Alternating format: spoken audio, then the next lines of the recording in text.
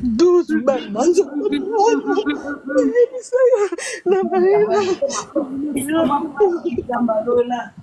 Nakinabela mutu nalobisa oyo nini natali mwana na toke tonto bakontate biso toke tonto babokolakisa biso corps ya mwana. Ça, ce sont les cris de douleur d'une maman qui a perdu son enfant cette même année au Canada. Le Canada est-il un cimetière pour les jeunes Africains qui partent pour les études? Même ceux qui ont leurs parents à leur côté, ils subissent des atrocités énormes. Il est temps que tous les Africains se lèvent maintenant pour en parler, faire du bruit par rapport à tout ce que le peuple noir vit là-bas au Canada. Suivez cette deuxième histoire et puis je reviendrai après pour vous expliquer.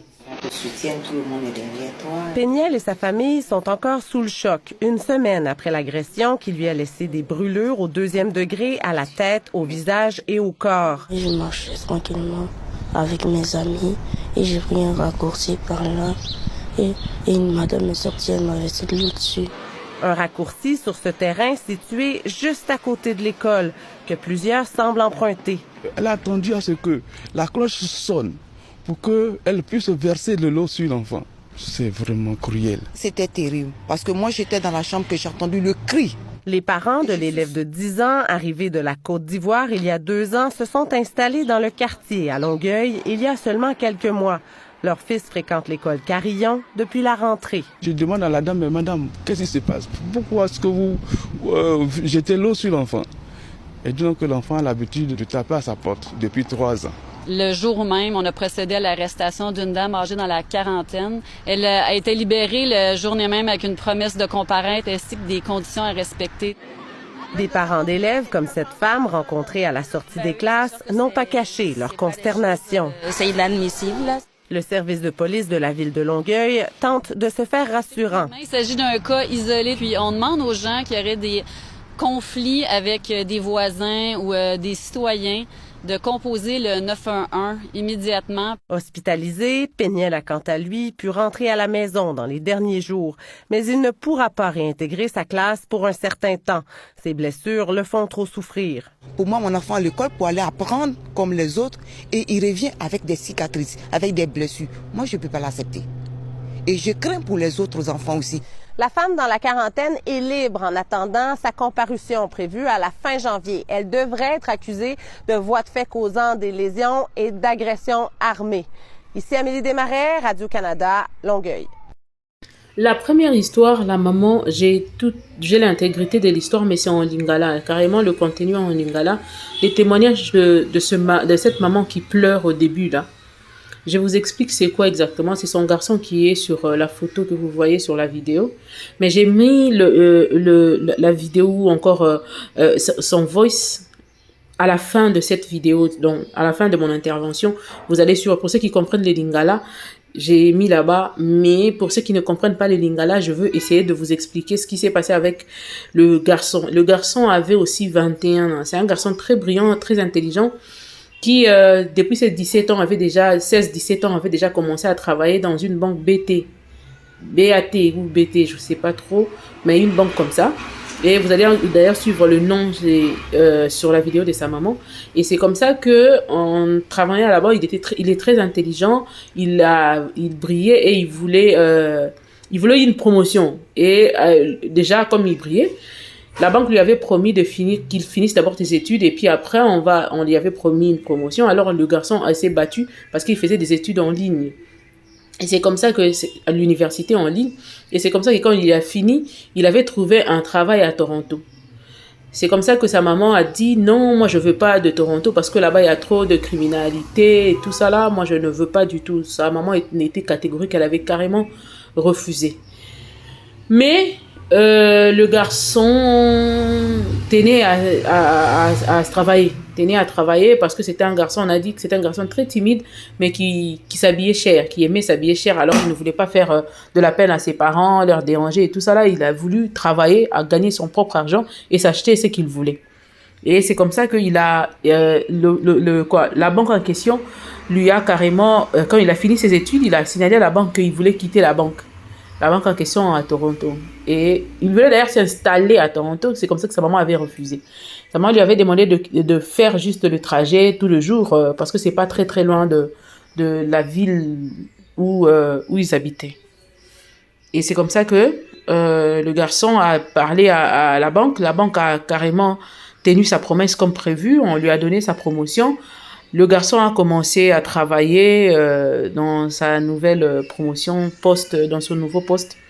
Et ça allait bien. Et c'est comme ça que l'enfant a pu s'acheter une belle voiture. Je ne sais pas c'était quoi la marque, mais sa maman a dit que c'était une très belle nouvelle voiture pour lui permettre de faire ses courses et ainsi de suite. D'ailleurs, le garçon avait demandé à sa maman que si il pouvait carrément trouver une maison à Toronto et puis ramener son petit frère. La maman a été catégorique, a dit non, fais le tour, ça viendra plus tard. C'est comme ça que la maman, le garçon, commençait à faire de tours et il s'est acheté une montre Rolex aussi. Vous savez, quand vous êtes au milieu des autres, tu es si jeune, 21 ans, tu es déjà chef, tu as une promotion, et puis tu as un black. Comprenez ce que ça peut faire dans la tête de certaines personnes, de certains racistes. Et c'est comme ça que, un jour, en partant du travail, partant au boulot, arrivé au boulot là-bas, sa maman, leur papa était en vacances au pays ici à Kinshasa. Leur maman était restée avec les autres. Et généralement, il ne ferme pas son téléphone. Sa maman, ses frères ont commencé à appeler leur maman pour demander, parce que leur maman était au boulot, pour demander à leur maman, c'est comment, il est où, parce que son téléphone ne passe pas et tout ça là. C'est comme ça que sa maman s'est dérangée, parce que son frère qui devrait aller avec lui à Toronto, habiter ensemble, où la proposition que la maman avait déclinée. C'est comme ça que il a commencé à appeler la maman. La maman s'est dérangée, il a commencé à chercher à appeler son enfant, ça passait toujours pas. Et c'est comme ça qu'il a appelé l'ami de son enfant qui travaillait ensemble avec son enfant dans la banque. Et c'est comme ça que l'ami en question lui dira, oh non mais maman, ton garçon était resté avec certains autres amis qu'il avait invités au restaurant. Moi j'étais rentrée parce que j'étais fatiguée, mais ensemble on voulait bien rentrer, mais ses amis ont insisté qu'il reste pour le restaurant. Et c'est comme ça qu'il était resté. Donc moi j'étais partie. Donc il faut essayer un peu de l'appeler. Bon, attendez, je vais essayer un peu de contacter nos autres amis. Et son ami est parti pour ne plus revenir. C'est comme ça que la maman, toujours dérangée, l'heure où l'enfant devrait déjà être là à la maison, il n'était toujours pas là. Il s'est décidé d'appeler son grand frère. Il a appelé son grand frère, il lui a demandé, non, est-ce que tu peux quitter ton boulot pour aller vérifier parce que ton frère, je ne le vois pas et tout ça là, je ne sais pas l'atteindre et tout. Son frère lui a dit, non, mais moi je suis en plein boulot, je ne peux pas arrêter. La maman, l'instinct maternel lui parlait déjà. La maman a refusé, elle a insisté auprès de son grand frère pour lui dire que non, vas-y, je veux payer tes heures que tu vas mettre de côté là. Et c'est comme ça que la maman a insisté, son frère est parti. Comme son frère devait prendre la voiture pour aller là-bas, vérifier chez le garçon, vérifier au boulot, parce que c'était les amis du boulot, il a cherché à appeler. Ils sont partis jusqu'au restaurant, là où le garçon était allé pour manger. Et c'est comme ça qu'ils sont arrivés là. Non. Donc son grand frère a d'abord commencé par demander à son ami. Son ami a dit qu'ils étaient au restaurant et je crois qu'il lui a donné l'adresse. Et en arrivant là-bas, on les a dit qu'il y avait fusillade là-bas, ils ne savent pas. Mais sa voiture, on ne retrouve pas sa voiture. Donc de là où le garçon était, le restaurant, apparemment il avait parqué un peu plus loin parce qu'il n'y avait pas de parking. Et la police était déjà venue, la police a pris le corps. Comme les garçons avaient tout laissé, ses identités et tout dans la voiture, il était sur la table au restaurant juste avec son téléphone. Et c'est comme ça que je crois que c'était perdu. Hein. C'est comme ça que son grand frère a commencé à demander. On a dit qu'il y a eu fusillade dans ce restaurant où le garçon en question Dacia était. Et son grand frère a appelé sa maman continue à appeler, à insister. Son grand frère lui a dit à maman que non, il y a eu fusillade, on ne sait pas s'il est où exactement, mais on va commencer par vérifier dans les hôpitaux. Et sa maman a dit, non, pourquoi tu vas vérifier dans les hôpitaux? Pourquoi tu dis ça? Non, non, essaie un peu de l'appeler encore. Son frère lui dit, maman, j'appelle depuis, il ne prend pas, son téléphone ne passe pas. Donc, je sais pas. Les hôpitaux, on va faire le tour des hôpitaux qui sont à côté, et puis on va voir, ou bien on part à la poste, au poste de la police pour voir qu'est-ce qui se passe. Et c'est comme ça qu'ils ont commencé à chercher à la police. La police les a dit que non, ils ont un corps, mais qui n'est pas identifié, qui n'a pas de documents sur lui. Et la maman continuait toujours à appeler le grand frère. C'est comme ça que les policiers ont demandé à ce grand frère de montrer une photo de leur frère qu'ils étaient en train de chercher. Du coup, le grand frère a appelé maman. Mais maman, regarde, on me demande de montrer la photo et tout ça. Alors, maman dit, oh, mais pourquoi on donne-leur la photo alors? La maman a accepté qu'on leur donne la photo. On leur a donné la photo et son identité aussi. Et c'est comme ça que la police confirma au grand frère que c'était bien le corps de leur frère qui était retrouvé criblé de balles au resto. Et la maman a encore rappelé le grand frère. Le grand frère ne voulait pas dire à la maman directement, parce que la maman était au boulot, que son fils bien-aimé, parce que la maman, sur la vidéo, sur son audio, tu entends comment la maman témoigne que c'était un enfant très calme, très bien. D'ailleurs, la maman avait une fracture il y a quelques mois passés. C'est son garçon qui était toujours là avec lui, partout avec lui. Il a dit que son enfant l'aidait même à aller dans la douche pour se doucher. Son enfant l'aidait. Jusqu'à ce qu'il entrait dans la douche, il se mettait et puis l'enfant sortait pour refermer. Et puis quand la maman terminait, c'est l'enfant encore maman qui appelait l'enfant. Dès qu'elle s'habillait, c'est l'enfant qui l'aidait à sortir. Donc c'est un enfant qui était tout le temps au service de sa maman et tout ça. Et c'est comme ça, et quand la maman a continué à appeler le grand frère ne voulait pas dire à la maman directement que c'était son fils qu'on avait retrouvé mort au lieu du crime, au restaurant précisément, qui a été criblé de 12 balles. Et c'est comme ça que la maman continue à insister, son grand frère continue à mentir sa maman, mais ça n'allait toujours pas. Et du coup, on l'a annoncé que son enfant était mort. Et le comble dans tout, c'est que l'enfant, il y a eu de gens, on ne sait pas qui exactement, qui ont pris qui se sont avancés pour demander à ce garçon de donner, je sais pas, la clé de contact ou son téléphone. Donc on lui demandait quelque chose, mais la chose qu'on lui demandait, on ne sait pas, parce que c'était un peu plus loin. Il y a même eu de gens qui ont filmé l'événement, mais qui n'ont pas intervenu. Je sais pas pourquoi, si c'est parce qu'il y avait une arme à feu ou quoi, on ne sait pas. Et c'est comme ça, pendant leur interrogation là, pendant qu'ils demandaient quelque chose au garçon et que le garçon ne voulait pas donner, c'est comme ça que le garçon a commencé à fuir. Quand il a vu ces gens sortir l'arme, le garçon a commencé à fuir et crier à l'aide, demander de l'aide. À l'aide, il n'y avait personne qui l'aidait, mais il y avait des gens qui filmaient. Et du coup, on l'a d'abord tiré une balle à la jambe. Le garçon est tombé. Et après ça, ils lui ont criblé 12 bonnes balles.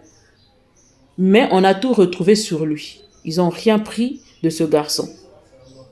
C'était la jalousie du côté de son boulot ou du côté de son boulot. Donc, finalement, l'affaire Alexandra est venue carrément réveiller plusieurs autres affaires. Apparemment, au Canada, il y a plein d'assassinats de jeunes Africains noirs qui partent pour les études, qui sont peut-être en famille comme seuls dans le campus. Il y a des injustices qui se passent là-bas, qui, avant la mort d'Alexandra, on trouvait peut-être normal, ou on trouvait que c'était... c'était pas autant médiatisé que l'affaire d'Alexandra. Et finalement, on retrouve plusieurs parents en train de pleurer. Il n'y a pas que les parents congolais, parce que les deux là, ce sont des Congolais. On a dit que ce sont des enfants très brillants, alors très très brillants. Et ça sémait la jalousie au milieu de ceux qui les fréquentaient. Parce que c'était des enfants trop brillants, intelligents et qui s'est démarqué à chaque fois. Le petit garçon que vous avez vu au début là-bas, ce petit garçon qui a été... Le petit garçon qui a été ébouillanté, par exemple, c'est un Ivoirien. On a vu les Ghanéens et tant d'autres nations africaines qui ont perdu leurs jeunes enfants envoyés là-bas pour les études.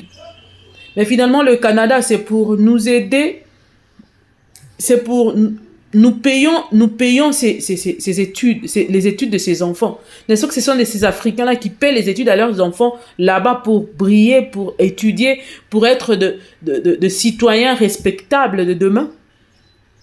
Est-ce que le Canada est devenu un cimetière pour tous les jeunes Africains qui partent là-bas pour étudier? N'est-ce pas que le Canada, par-ci, par-là, on voit les communiqués, on voit les informations, immigration Canada, venez immigrer, là-bas, il n'y a pas assez de main-d'œuvre, ainsi de suite. Mais quand vous assassinez les gens comme ça, là, c'est pour quelle main-d'œuvre vous appelez les autres à venir pendant que vous... Est-ce que vous appelez les gens là-bas pour être assassinés ou comment? Et puis quand vous regardez de près la situation de la police ou la manière dont la police est en train de traiter les dossiers de certains noirs, vous sentez qu'il y a de la légèreté. La maman en question a dit ceci, que quand la police a pris le corps de son enfant, ils ont retenu le corps, ils ont refusé à ce que la famille puisse voir le corps. Donc, ils ont juste confirmé que c'était l'enfant, c'était le corps de l'enfant, parce que son grand frère avait remis une photo à la police et l'identité. Et ils ont confirmé que c'était ça. Ils ont même parlé, la famille a parlé de la voiture. Ils ont vu la voiture sûrement en Europe ou ailleurs, à l'extérieur de l'Afrique. Quand vous achetez une voiture, c'est automatiquement enregistré. Vous êtes enregistré par votre identité et tout, parce qu'au cas où il y a accident ou quoi que ce soit, on vous repère directement. Et c'est comme ça que quand ils ont donné l'identité, ils ont aussi parlé de la voiture. La police est partie trouver la voiture un peu plus loin. On ne sait pas si on avait commencé à l'agresser devant sa voiture, et en fuyant, il est parti loin de la voiture. C'est comme ça que ces gens l'ont abattu. C'était pas, il se faisait pas trop tard, hein? Il se faisait pas tard, hein?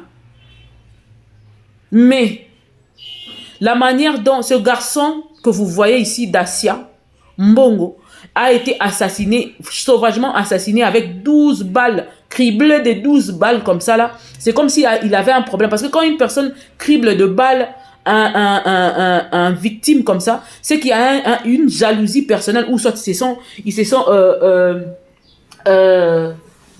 je sais pas comment, ils ont eu à chercher ce poste-là, le 2. Vraiment, je sais pas. Jusqu'à aujourd'hui, là où nous sommes, là où on vous parle, parce que l'affaire s'est passée au mois d'août de cette même année.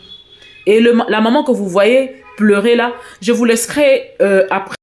Je vous laisserai suivre après mon intervention, l'intervention aussi. Permettez-moi la tautologie. Donc, après mon analyse, je vous laisserai l'intervention de sa maman, où elle a expliqué, mais c'est en lingala. Ça, je vous préviens déjà, parce que beaucoup de gens me demandaient, mais il faut mettre les contenus en français, parce que en lingala, on a du mal à comprendre, surtout les abonnés des autres nations, hein, de l'Afrique aussi, et d'ailleurs. Donc, c'est un peu ça. Et moi, je me pose la question de savoir, je veux que par cette vidéo, que toutes les mamans, tous les parents qui ont perdu leurs enfants au Canada, de là ou d'ailleurs, que les parents soient au Canada ou ailleurs, c'est maintenant qu'il faut sortir toutes vos histoires. Contactez-nous, on va mettre notre numéro, contactez-nous, on va essayer de parler. Et l'affaire d'Alexandra, comme le sang d'Alexandra crie plus fort, c'est comme ça qu'on va utiliser seulement la mort d'Alexandra pour que cette situation change. Il faut que cette situation change. Parce qu'on a remarqué que le Canada enterre nos enfants comme ça. Il y a nos enfants qui partent là-bas pour étudier, nos jeunes, l'avenir de demain, l'avenir de l'Afrique de demain. L'Afrique est majoritairement issue de jeunes. Et ces jeunes-là, on les envoie étudier là-bas parce que vous connaissez les conditions de chez nous, de l'Afrique, c'est un peu compliqué. Ce n'est pas que parce qu'ici, il n'y a pas d'études, carrément pas, totalement pas, non. Mais là-bas, on a encore plus d'avantages et on sait pourquoi on les dit. Parce qu'il y a plein de chômeurs ici. Quand vous étudiez à l'extérieur et que vous revenez au pays, vous avez quand même la possibilité de faire et de gérer certaines choses. C'est ce que l'Afrique nous présente. Ça, c'est pas à cacher. Mais il y a aussi de ceux qui s'en sortent ici, qui étudient ici et très bien. qui sont conscients, les jeunes qui sont conscients, qui étudient en Afrique, qui brillent, qui font beaucoup de choses. Alors, beaucoup de choses. D'ailleurs, vous allez voir par rapport aux publications de plusieurs personnes. D'ailleurs, moi, personnellement, j'ai publié des histoires comme ça sur mon Facebook où je vois, à chaque fois que je vois un jeune en Afrique faire un exploit ou une invention, quelque chose comme ça, je n'hésite jamais à publier parce que c'est pour moi une manière de soutenir l'intelligence africaine, de soutenir ceux-là qui ont comment on dit, la grandeur d'esprit pour essayer de vraiment donner mon coup de main et puis faire avancer les choses. Je crois que si tout un chacun de nous soutenait l'autre par rapport à ses inventions, par rapport à ce qu'il amène comme innovation, ça ferait quelque chose de bon. Mais nous, on n'envoie pas nos enfants là-bas pour être tués. Ce n'est pas notre faute si nos enfants sont intelligents. Ce n'est pas de notre faute si nos enfants brillent. Ils sont conscients de ce qu'ils sont venus chercher. Ils sont conscients de ce qu'ils sont venus faire. D'ailleurs, ils sont vos mains d'œuvre. Ils travaillent là-bas, ces enfants travaillent là-bas, ils payent des impôts là-bas, font tout là-bas, ils sont intégrés. Et la maman m'a fait pitié parce qu'elle est en train de pleurer en disant ceci. À la fin de ce que j'ai mis au début là, la maman dit ceci. Ils sont partis pour aller voir le corps de leur enfant. La police a complètement refusé de leur donner au moins l'occasion de voir, même de loin, voir leur enfant. Ils ont refusé. Complètement.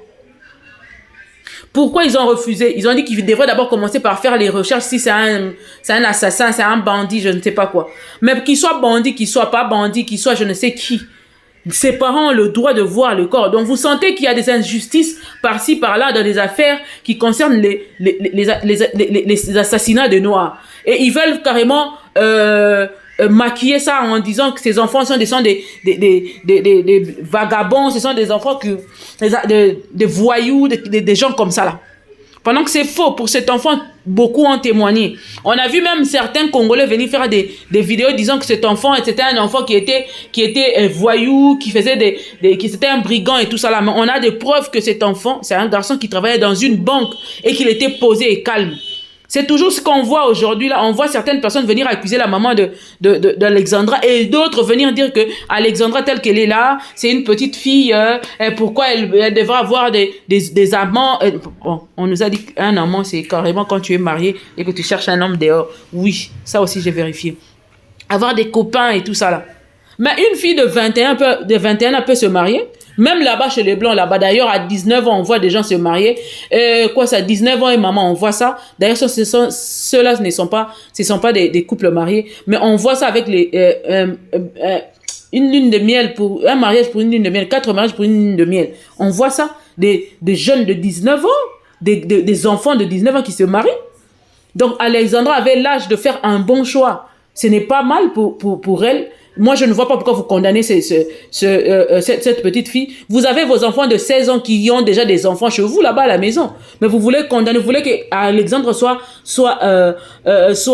exemplaire. Elle est vraiment exemplaire parce que déjà jusqu'à ses 21 ans, le fait que les gens viennent lui poser des questions sur sa sexualité et qu'elle parle comme ça là parce qu'elle est assurée. Vous voyez combien cet enfant dégageait de l'assurance, de la bonne éducation, de la bonne instruction. Vous avez vu ça? Vous avez des enfants comme ça qui peuvent parler sans pour autant insulter, sans pour autant manquer du respect aux gens. L'enfant de l'autre, elle a souffert pour éduquer son enfant, pour lui donner tout ce que... D'ailleurs, cette fille, j'ai appris qu'elle parlait 6 langues. 6 langues, s'il vous plaît. Et parfaitement. Vous, vos enfants que vous avez à la maison, là, qui ont le même âge qu'Alexandra, ils ont eu à avorter combien de fois? Ils ont eu à connaître combien d'hommes? Mais vous voulez juger l'enfant de quelqu'un d'autre qui est si bien éduqué comme ça? Est-ce que vous dites là, vous n'avez pas de preuves? Vous racontez des gens qui vous ont dit des choses et vous venez ici pour nous mettre mal à l'aise et chercher à blesser la maman de la fille. Si seulement c'était possible qu'Alexandra pouvait sortir et étrangler certaines personnes là, ça allait être quelque chose de bien. Comme ça, vous allez vous taire. Jusqu'à sortir l'histoire de sa maman. Eu un passé qui s'est fait il y a de cela, je ne sais combien de temps. Et puis la personne qui dit que la maman d'Alexandra a brisé ce couple, ça va faire 20 ans. 20 ans! C'est que ce papa-là, c'est le propre père d'Alexandra. Expliquez-nous. Cette maman a dit qu'elle a souffert avec son enfant. Et d'ailleurs, ça nous regarde en quoi? On est en train de pleurer. Ça nous regarde en quoi? On va faire quoi de ça? Vous qui avez des vies parfaites là, allez-y faire vos vies ailleurs. Laissez les imparfaits vivre là où ils vivent. Pensez-vous que le malheur n'atteint que cette maman? Vous, dans vos maisons là-bas, vous n'avez jamais eu de problème? Est-ce qu'on connaît vos histoires? Pourquoi l'homme noir est si mauvais? Pourquoi l'homme noir est si mauvais?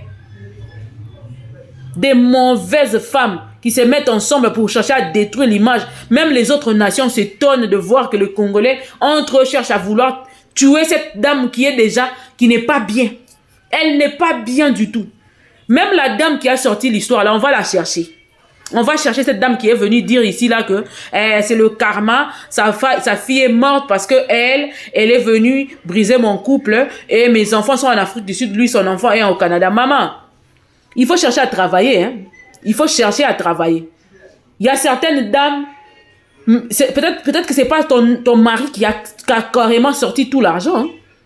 Parce que peut-être que quand le papa a parlé à sa femme, la maman d'Alexandra, a dit, oui, toi tu donnes combien? Je donne 200, 50-50, moi aussi je donne 200, comme ça va faire 400, mon enfant va aller. Mais toi aussi travaille pour tes enfants, maman. Tu fais quoi dans la vie? Travaille pour tes enfants. Il n'y a pas que papa qui doit faire. Tu as aussi ta part de responsabilité. Si papa a envoyé les enfants en Afrique du Sud, le seul qui est resté chez toi là-bas, essaie de l'envoyer aussi au Canada.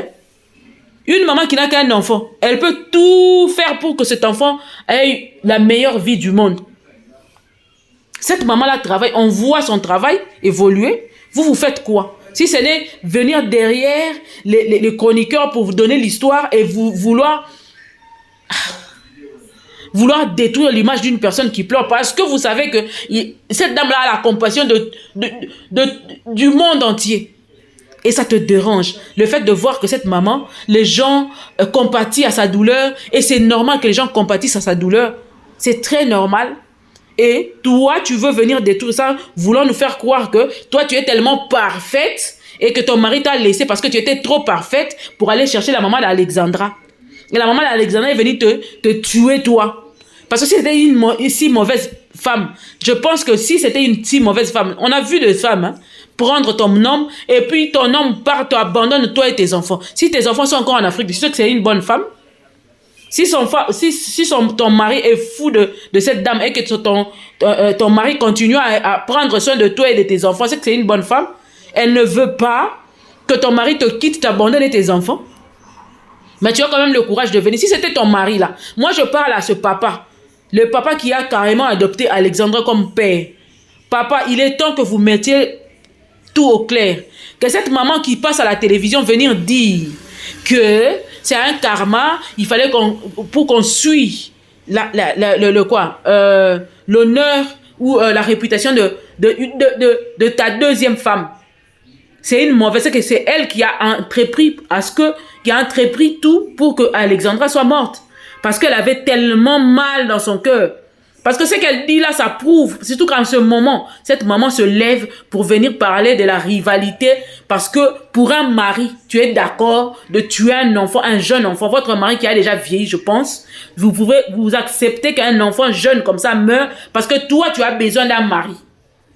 Et tu te frappes la poitrine, il a volé. Ton mari, c'était un bébé. Il était à la maternité quand on est venu le voler. Je crois qu'il est temps que ton mari se lève pour mettre au clair cette histoire-là. Parce que ça ne salit pas que la maman d'Alexandra, hein, l'homme en question aussi, il sera dans des miniatures ici, on va parler de lui. On parlera de ce monsieur. On est encore concentré sur l'affaire Alexandra, on est concentré sur tout ce qui se passe là-bas au Canada parce qu'on a compris qu'il y a plusieurs jeunes Africains qui sont morts là-bas, qui sont assassinés, là-bas. Excusez-moi, je suis énervé. Il y a plusieurs jeunes Africains qui partent là-bas pour des études, qui payent les impôts, qui payent des maisons, qui travaillent, leur main-d'œuvre là-bas, ce sont nos enfants. Et vous venez pendant qu'on est en train de pleurer comme ça, pendant qu'une maman est en train de pleurer sa seule fille, son seul enfant, vous vous permettez de vous jouir. Vous vous permettez de venir raconter des bêtises aux gens. Le papa d'Alexandra, le père adoptif d'Alexandra, il faut prendre ta femme, il faut l'éduquer, il faut parler à ta femme et sa famille, parce que cette affaire pourrait détruire cette famille. Parce que les secrets vont sortir. Hein. Vous ne connaissez pas encore les réseaux sociaux.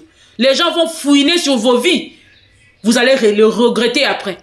Les gens vont bien fouiner, surtout que cette affaire est mondiale. Attention de mettre tout le monde entier derrière votre dos. Papa, il est temps que vous parlez à votre femme qui a la folie de venir prendre votre histoire, votre intimité, sortir ça à la face du monde. On ne vous a jamais vu. Jamais. On ne vous connaît pas sur les réseaux. Ni la maman d'Alexandra venir faire n'importe quoi sur les réseaux. Et elle ne fait jamais de live sur le genre. Ni parler de sa vie. Mais comme votre femme a décidé de venir parler de l'injustice que vous appliquez sur vos deux femmes, préparez-vous parce que ce qui va se passer après là.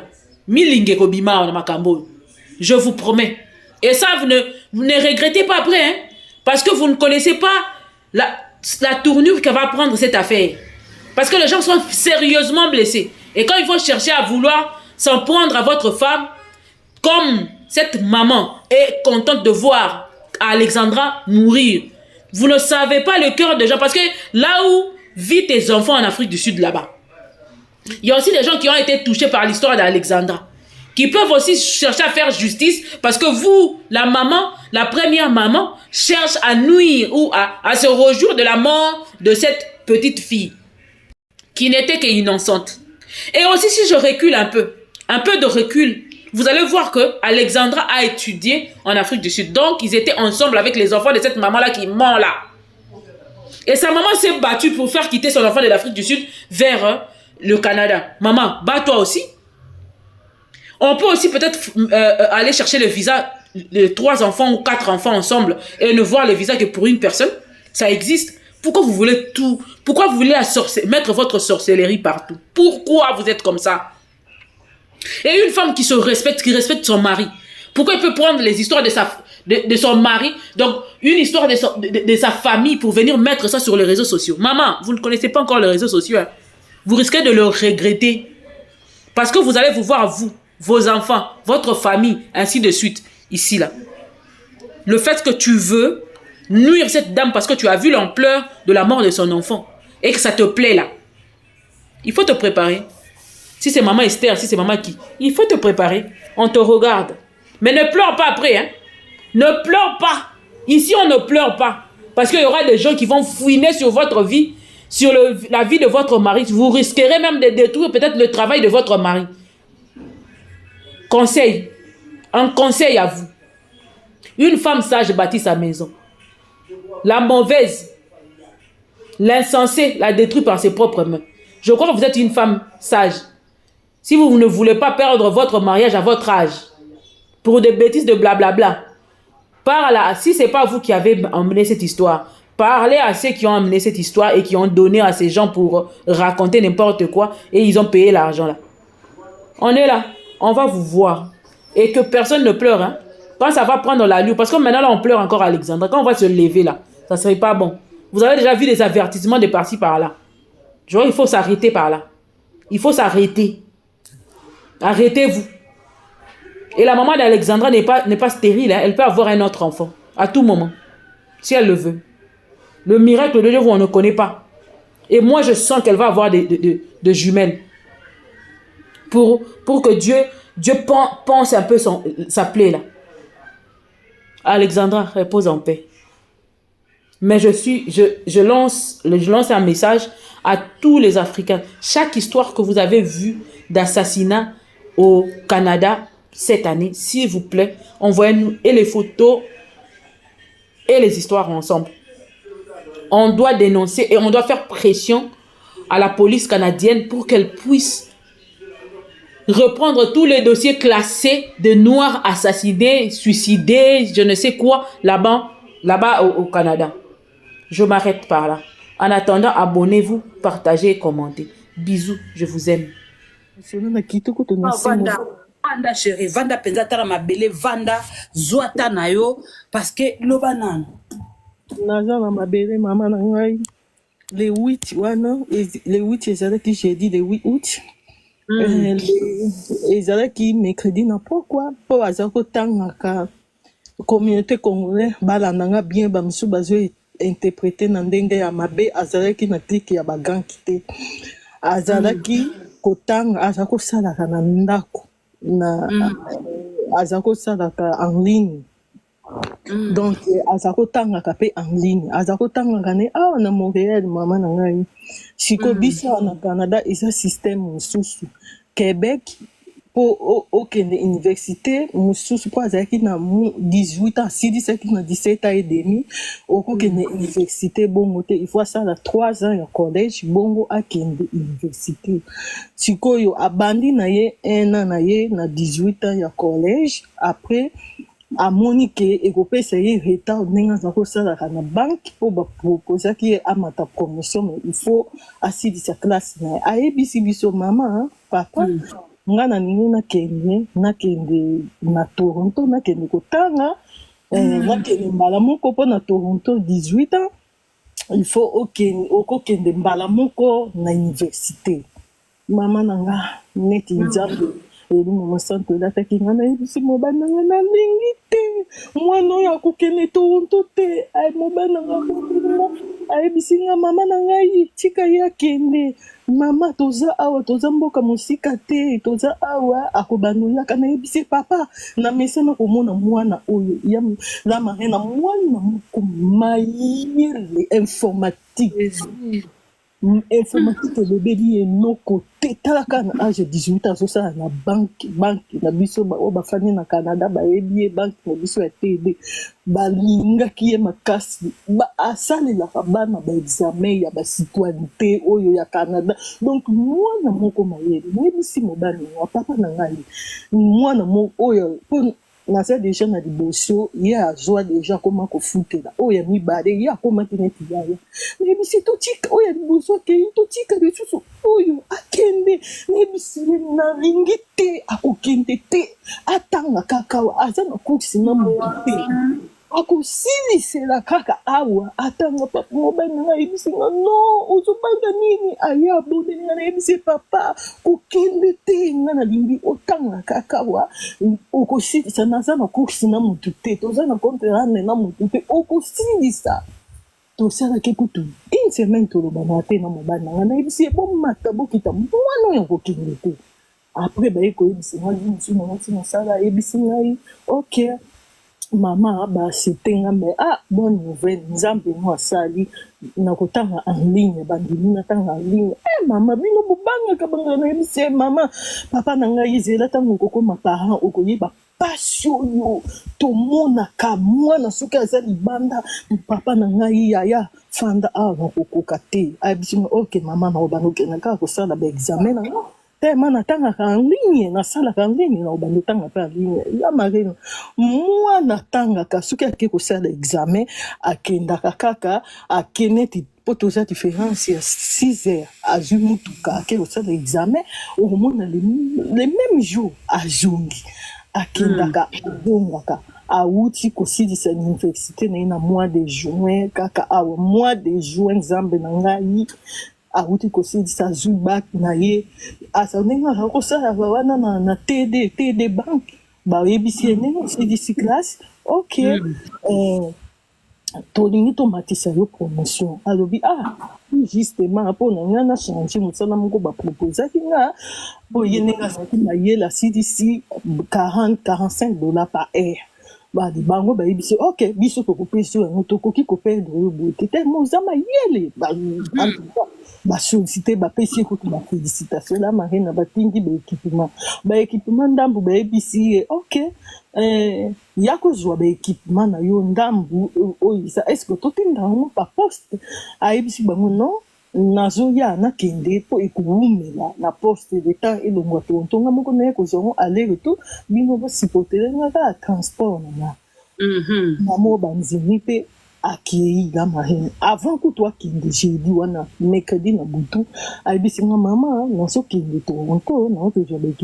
baéquipement na ngai ya mosala papa na bango azalaki na Congo na vacances nayebisi ye yaya kende zonga oyebi awa papa aza te na nzanga moko yo moto sivelaka ndako ndenge osalaka na baleki na yo ayebisi nga mama ok pesa ngai prince mwana na ngai ya basuka mwana na ngai ya suka apo tellement ye aza mpenza leki asuka bango bakomaki mwa mokolo abengaka ye kaka mon fils ayebisi napesanga mon fils nakende na ye nayebisi yaya kokende na ye te tika papa aza témoin natika bino okende na ye eza te papa aza na Congo mbala nsima soko mokende okokende na ye aye mpo tokomaki la marraine wana camarade na nga ntango nazwi biso partout bamonaka nga na mwana na nauti kozwa accident lokolo ye moto amemelaka nga saki la marraine nazokota toilette na babeki ye asalaka tan asalaka na ndako komona asimbeli ngai babeki aye afandisi nga na nini ya toilette ye abimi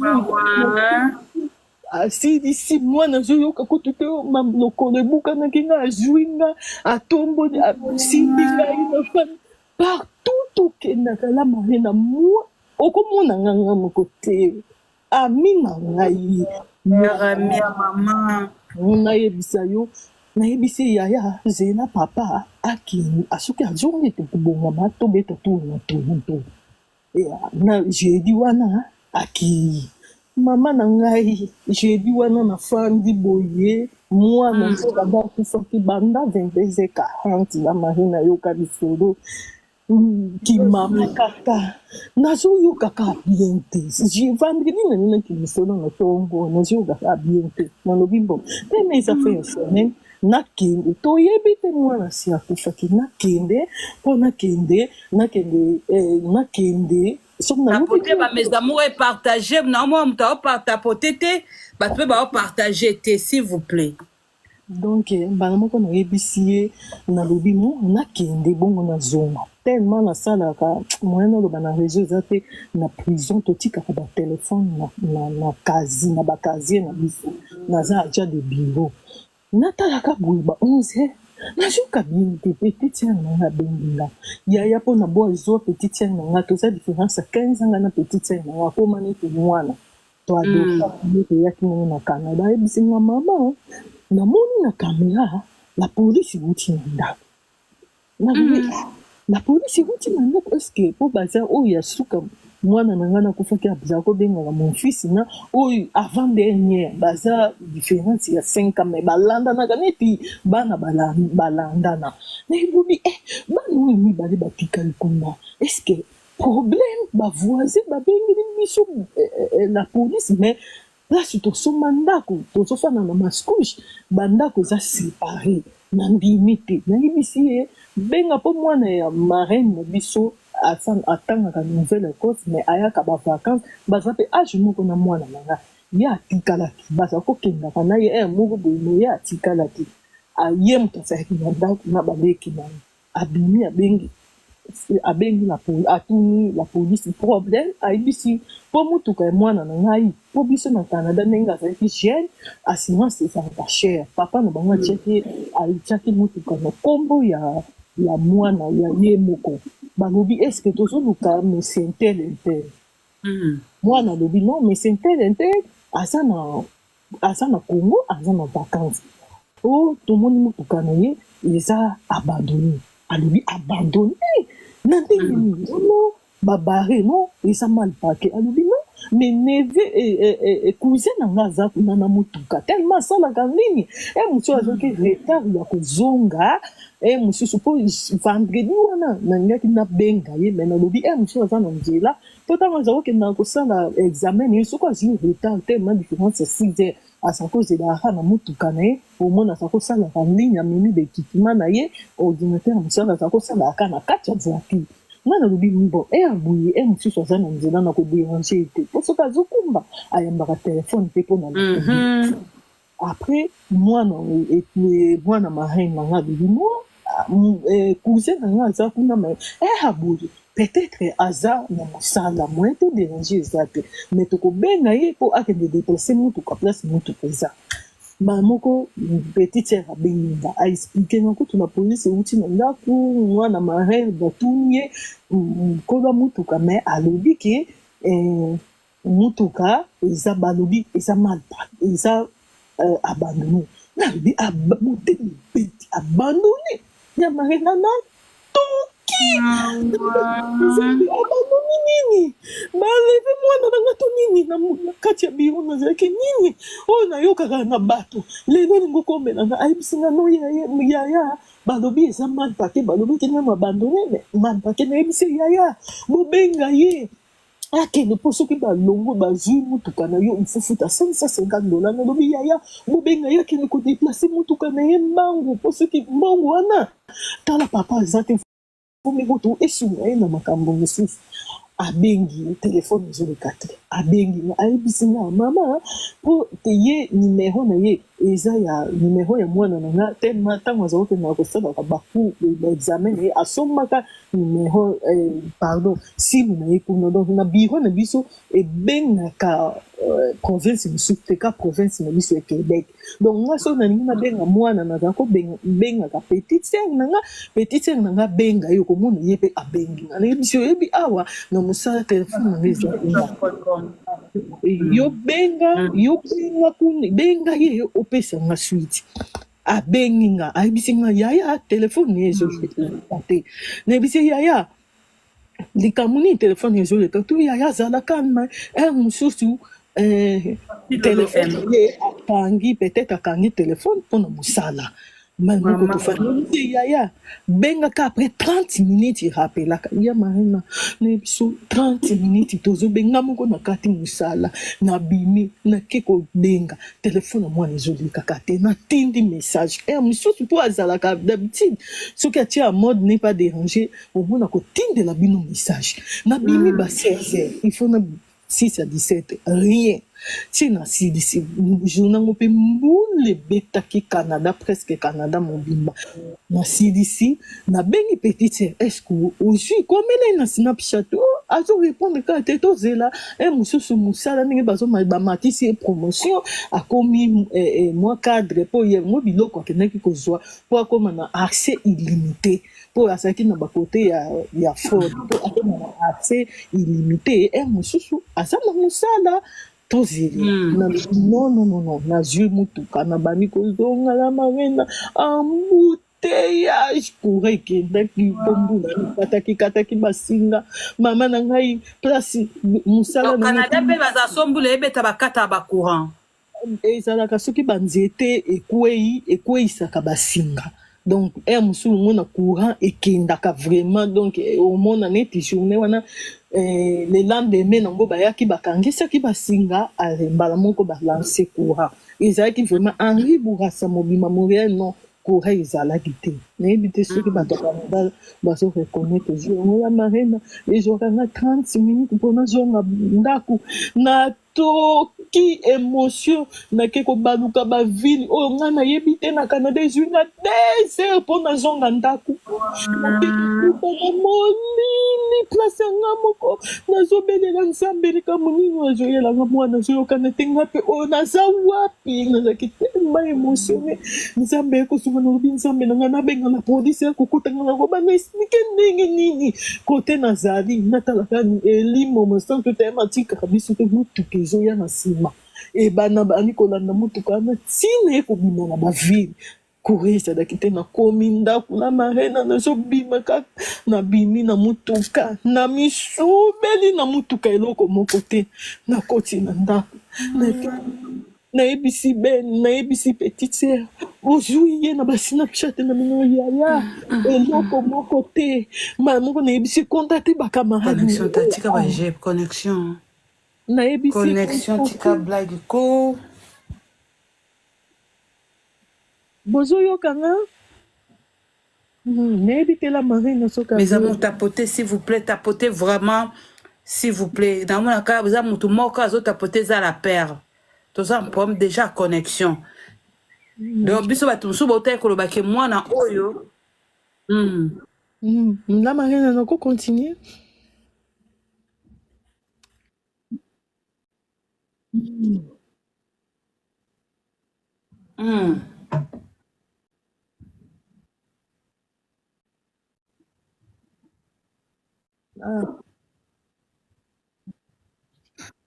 ok oui mon amour tozoyoka toana problème ya connexion mais continuez mon amour continuez tozoyoko très bien ngai nde mnaa na problème ya connexion ngai nde loba mbala Parce moko que, tocontacte camarade na ye mpo ye bacamarade bazalaki na ye awa baninga na ye mpe baninga na biso bacongolais tocontacte camarade na ye ayebisi nga zela na contacte moninga oyo batangaki na ye kuna na Toronto ayebisi ngai ayima moko acontacte azwi nkombo ya mwana na biso oyo bato bazotyana nkombo ne otoloba naye mpo bautobimisa foto wana mwana noir nkombo ne nani mpo mwana na mosusu mpo Dacia bameza mu bogugolele ngai Dacia wana botindela nga foto na groupe parce que bato ebele bakasaki yango eza blague balobi mwana mosusu mpe baobimisa ya noir bato bakasaki ka balingi bapolémike nzoka eza histoire vrai mwana mosusu ya même âge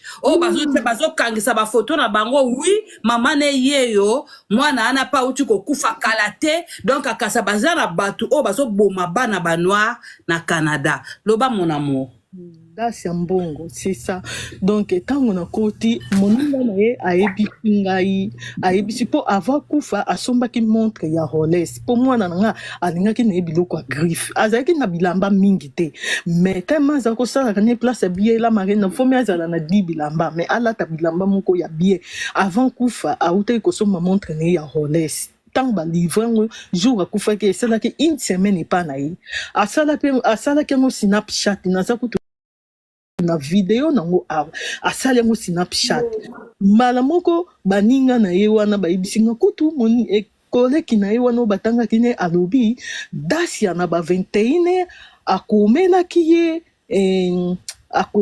ye message ke aza na baninga na ye na restaurant na ba collègue ni mususu na restaurant mais collègue oyo camarade ni aza kosoa na ye azaki déjà na Vancouver alobi mais Dacia awutaki kokomenanga awa aza na baninga na ye kuna collègue na biso mususu na restaurant mais après ye moninga na siko azobisa yo après 2 heures du temps na yoki masasi ebetamaki place bango bazalaki masasi ebetamaki place bango bazalaki na ndenge nini masasi ebetamaki eske bakanga ye sikoyo oyo ya Québec atuni eske masasi ezwaki Dacia ye alobi non nayebi te mais balobi na restaurant ntango babimaki na restaurant ipare masasi moko ebetamaki kote wana mbala moko ntango ayebisi ngai ayebisi biso nalobi Nzambe oya ngai te soki masasi ebetamaki Nzambe ebikisa bato nyonso Nzambe épargne bato nyonso bazalaki wana bango mpe baza na baparent Nzambe esala bikamwisi la marine tocontacte ti 21 mwana azoyambaka te nalobi non oyo ekomi seri la marine nalobi Nzambe oyo nayokaka na bato misusu lelo ekomelinga na contacte yaya na ye po yaya na ye akoma deja kofuta ya chambre nayebisi yaya kende Dacia azoyamba te yaya sunga ngai nakokufa kotikanga boye te soki olingi okutanga na bomoi kende kotala leki na yo eske aza wapi mbala moko ayebisi nga mama kobanga te mpona nini bobangaka banga nayebisi yaya paseki mama boyebi te kende kutana mpo la polisi eyaki awa la polisi ya Toronto etindaki bango baya kotala soki mwana baya kotala soki moto akumbaka mutuka azalaki ndenge nini fo batinda la polisi la polisi ya Mascouche eya kotala la polisi ya Toronto moto etindaki yaya kindela marene yaya na ye alongwe akati musala na yebisi yaya na kopesa ata ba air etikali kende mama ok nakende akende na bokutu koyebisa mama papa na bango ke mwana Seigneur Dieu tout-puissant papa na bango abenginga manini nazobenga Dacia na WhatsApp azoyamba te marena nalobi no natika mosusu Nzambe azokontoa nayebisi kaka no azosala namoni oui totiango na groupe mpo bato bamona Dacia tomoni batie na groupe ok mbala moko yaya na ye akei alongwe na epa na biso bamini na marina bake kokoma na Toronto ba 6 heures ake na hôpital bamoni ete nayebisi yaya kokende na hôpital te mama touti na hôpital mosusu masasi ebetamaki place nayebisi mosusu bakangaki bango mwana na aloba la marina mwana moko malamu ferme la porte ya yaka mwana moko nayebi so bamama ya bakongole bakotelingani mwana moko respect alobaka te place bato baza o ebele mwana fandaka wana te nayebisi ekende kaka na bapolisi otuna mutuka na ye eza wapi place oyo mutuka ne ezali balakisa biso mwana wana place azali la marina yaya na ye ake ntina la polisi alobi nazoluka petit frère na ngai moko alobi kombo na yo pesa biso na nzoka nde bapesaki déjà information ke mwana moko azwaki babale mais aza non identifié donc mwana ti akufaki mutuka ne ezalaki pemene apikaki nyonso bakati nyonso na mutuka akendeki kaka restaurant na contact ne mpo baninga bato babimisaki collecte ne mpo alingaka zonga bacollecte na ye babengi ye ke ye abengi bakoleki na ye ke nga na sozonga bakoleki ne balobi non kozonga te to traîner moi moke comme ça bongo zonze s'il vous plaît bokota na groupe parce que biso ba photo musu to pipi ya te bokota na groupe bopesi ba numéro bokoti na groupe bokuta kuna biso ba information ebele to lekisa ngomba mo na groupe donc là bato ba na groupe bazokota siko bazomona ndenge na tie photo ya Dacia akufaki pe na Canada babomaki na Canada pas longtemps kana cette année na uti kaka le 8 août babomaki mbala moko nayebisi ye non kende kotuna mamuka nakomi kuna ayebisi bango nazoluka petit frère na nga la police lobi eyaki na ndaku bazoluka bayaki kotuna mutuka bapesi abengi nga o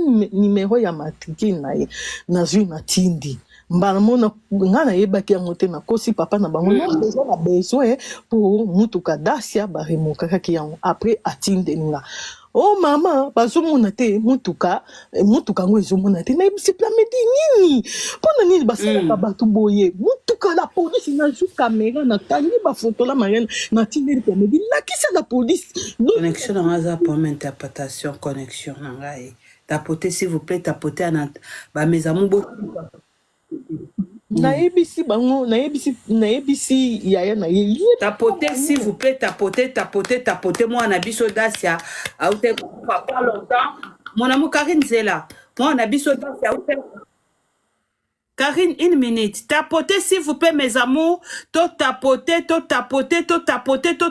s'il vous plaît ba mes amours tozo tapoter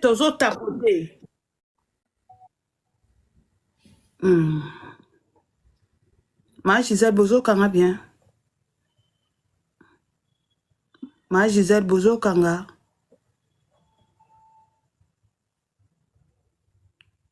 Connexion, yo lelo.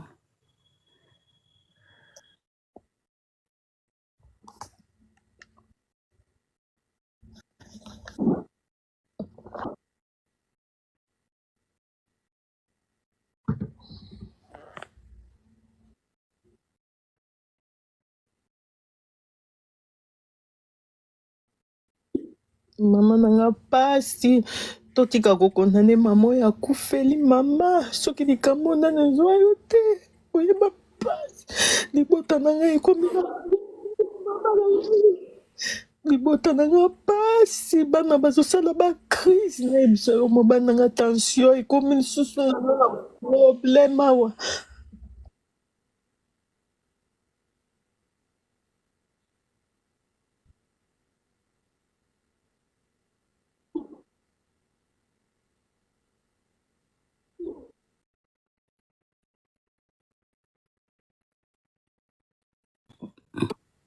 Bozo Kangate, ba mes amours Bozo Kangate. awa toyoki yo la marena toyoki yo yo nde mdokendaki nakende ni connexion na ngai te mon amour connexion na ngai bozo ba Karine ba mes amours ba o bozo ya siko bozo tuna lisolo ndeko na biso Karine yepe mwane ba uti ko bome kaka na mois d'août na Canada donc comme deuxième mwana o ba bomi na Canada donc so bo moni ndeko na biso za ba uti ko boma mwana na mois d'août ba o baza na biso na kati na groupe ko boma mwana na mois d'août ba o baza na ba oyo boiza baza na groupe totie photo kuna bato bazokota baomona mwana jeune mwana kitoko mwana mukolo oyo babomi na Canada. Karine tozongiseli yo parole. Merci la marine. Nayebisi yaya na ye yaya yebisa bango batindaki la police awa la police a Toronto moto etindaki ya mascoche baye kotala botala bafoto ya mo.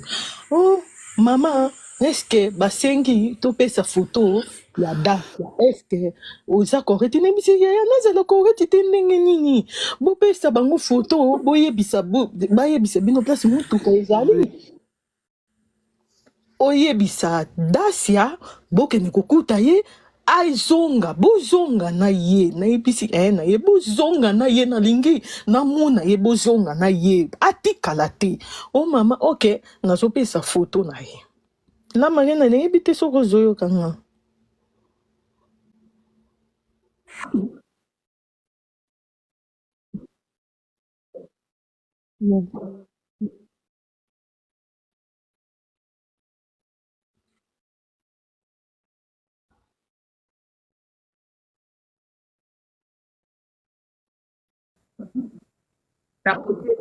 Tapoter.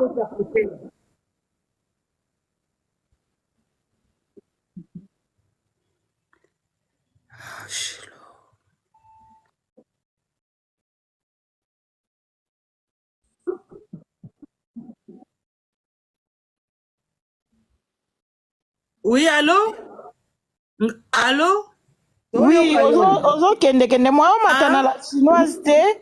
Comme ça, soki kune oyoki te na la chinoise, peut-être okoyoka. Mwa eza te. Le problème de la chinoise, bango tout baza la connexion moko anda kumtezo sanga mamwangi. Toka tiango sumi bale ko sale su. Ah. Eza connexion ya nani la chinoise nde naza boye connexion ya ezosa mobulu ngai te connexion. Donc bokanga ka motema donc biso tozaka bonga otosa biso ana choix te. Connexion otosa biso bino bozo yoka na oyoka. Eh Seigneur Jésus. Là est commis bien. Loba mon amour, loba.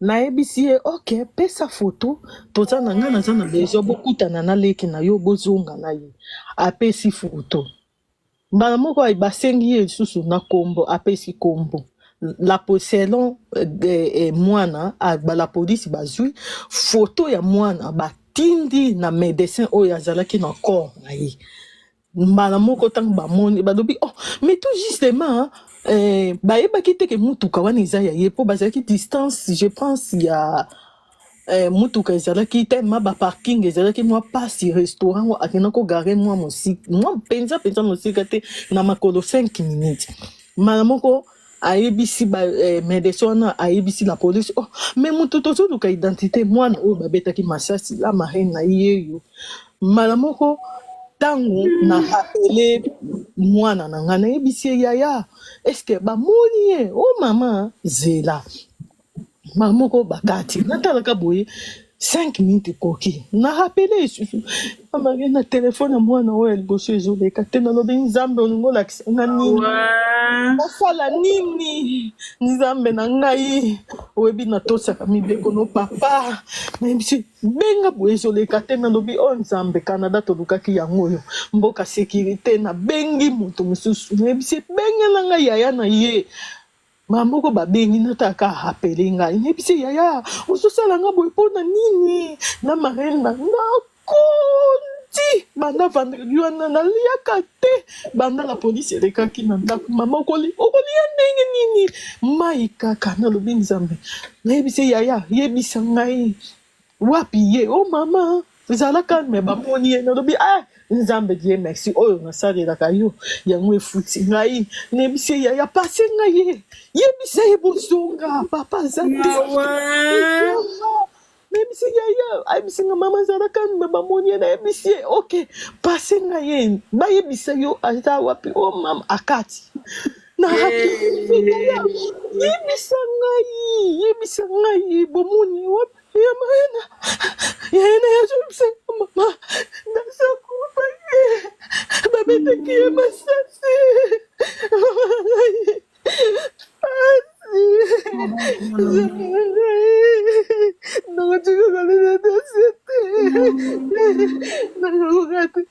Nzambe na ngai nazosenga justice nzambe na marena nazosenga butu moi nayebi kisi te nayebi marabu te nzambe nalobi nzambe yo nde opesaki nga mwana oyo biso tobota ye tobakisa ata litoi te yo nde opesaki biso nyonso na nzoto ya dasia oyo ekolongola ye na mokili nzambe justice oyo na marena azoyebisa ngai mama tala video yango oyo balakisi nzoto te oyo marena soki otali na information batie même place wana bakri ntango na babetaki ye pre ipare bato bazalaki pembeni ezalaki ba 22h40 wana baza kolunga babotola ye eloko mwana boyi donc ezalaki klike ya bakoleki toyebi kutu donc batindaki bato to dossier eza na la police bazolinga basisa bankete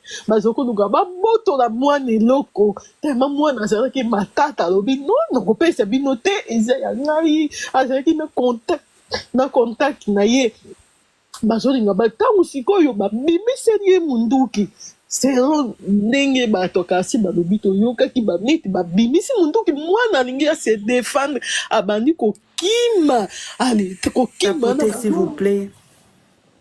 babandi kolandisa kobeta ye Tapotez, mes amours, montez ma passe. Tapotez. Boyo kanga maman Gisèle. mbala moko ntango aye asengi bapesa ye apesa bango eloko aboyi ntango aboyi babimiseli ye munduki émotion akanisaki akose sauve eyebi tela mangongo sokosoyokango. Mes amours, tapotez, s'il vous plaît, tapotez, s'il vous plaît, tapotez.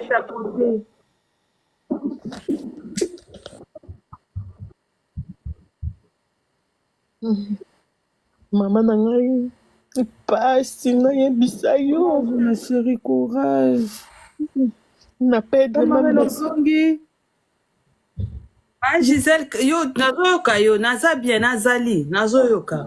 bala moko na marie na ntango babimiseli ye munduki mwana monaki ngo neti baje émotion abandi kokima ntango abandi kokima baju babeti ye ya lokolo ndenge po azalaki na pota na lokolo azokima soki okoti na google obeti kombo na ye video moko eza na bakri mwana abandi kobelela aled na anglais po aza kolobaka mpe anglais ayebi ke na toronto kuna balobaka anglais ntango azobelela aled manzambe apesi ye makasi ya kokima na marena bazoboma mwana lokola nyama soki oyoki video wana la marena okokoka kosedisa video wana te mama na ngai bazoboma papa mwana sokanga mama 12 bal nanzoyebisa yo na marena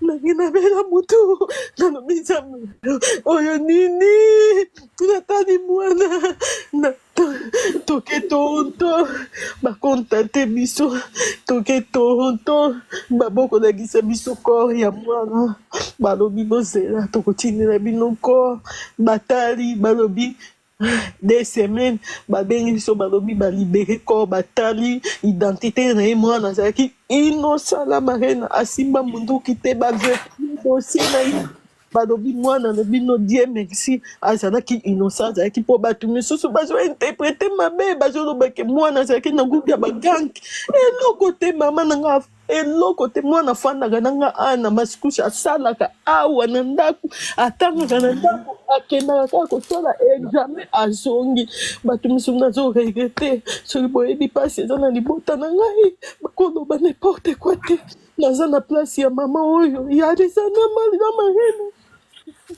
mwana moko kaka Jésus. nayebi mpasi wana bomoyazaka na mwana mokola Marina nzambe asunga mama oyo naza na place na ye nabondelaki memi lobi nalobi nzambe mpasi oyo toza nango ekomela bato misusu te na Marina na ngai na miboma Maman, bazomsala bino mon amour siko loba na ndamoni bato mosusu baokoma na groupe babike na mboka na bino kuna so na Canada crime eza makasi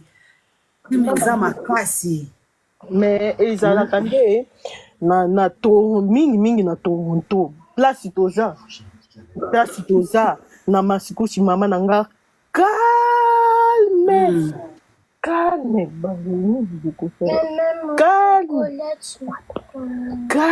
eza mboka moko calme toza na masikusi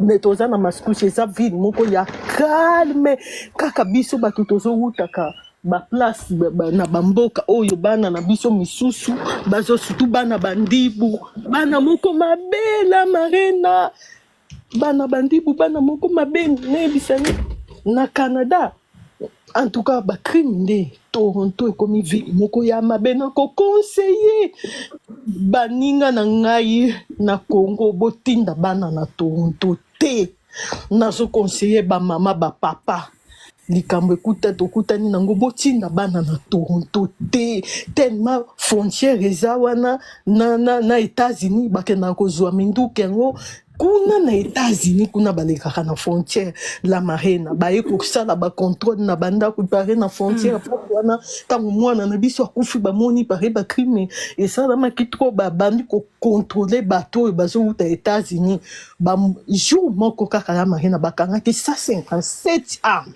na jour moko bayebaki teke bazosala bango contrôle 157 armes na jour moko epare bakomi contrôler la Marina Toronto ville moko ya mabe awa biso toza calme bazokodunga babotola ye kaka eloko mwana boyi na kontaki na ye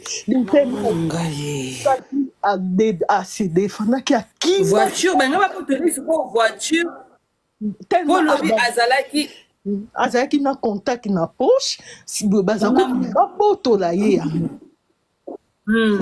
eza montre à Rolex te mama donc bazakolinga motema pasi makambo ipare bato balobi oyo bazali na montre à Rolex na liboko te azalaki na loboko na montre na ye azalaki na montre na ye donc bazakolinga kobotola ye eloko na oyo mais c'est la police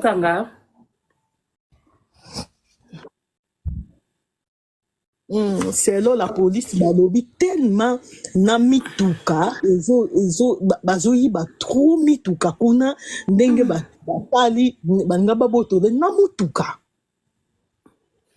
connexion oyo nayebi te so alingelinga nini connexion mais quand même ezopela te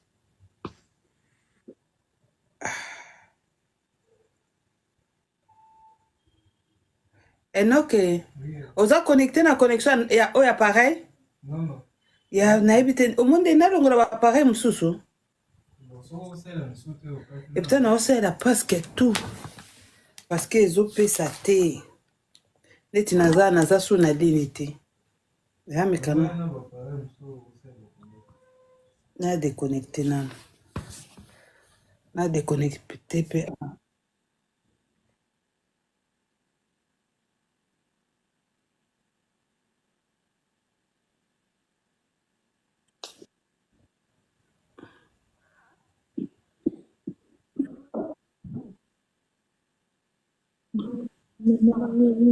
nayebisani pasi papa na ye awa nakomi na problème nalobi nzambe na poama connexion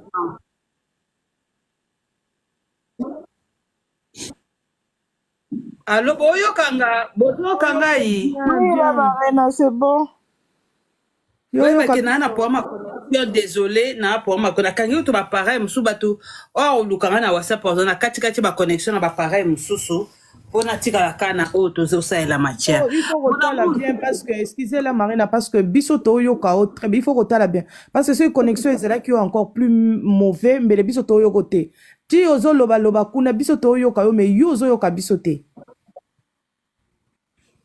Ouais, nga ezosala ke nazoyoka nayoka Karine mais esala ba coupure. D'accord. Il faut rebondir ça. Karine nazoyoka mais ezosala ba coupure.